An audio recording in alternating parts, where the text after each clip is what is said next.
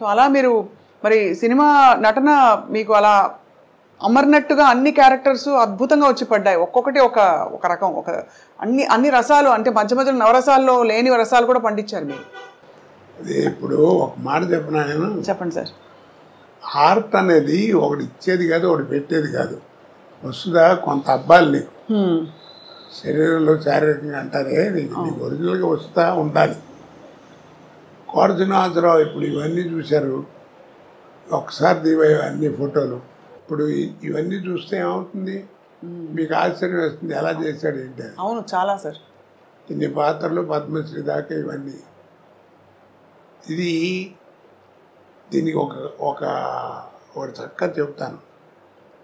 నీకు పెద్ద గుమ్మడికాయ అంత టాలెంట్ ఉంటే కుదరదు, అర్థమైందా?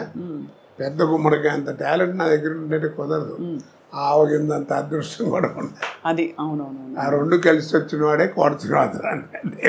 అద్భుతం. మరి ఆవగింజంత అదృష్టం ఇప్పుడు ఎందుకు వెంటాడలేదంటారు? ఎందుకు మీరు ఇంకా పాత్రలు వేయట్లేదు? పద్ధతి మారిపోయిందమ్మా. ఇప్పుడు ఏదో మారింది, కాలం మారింది, జనరేషన్ మారింది అంటారు. జనరేషన్ ఏం మారలా. సూర్యుడు తూర్పునే ఉదయిస్తున్నాడు, పడవని ఉత్తరిస్తున్నాడు. పాఠ్యం ఇదే తదియే వాడుతున్నాం, చేస్తాం, వైశాఖం చేస్తాం, ఆ సడవని వాడుతున్నారు.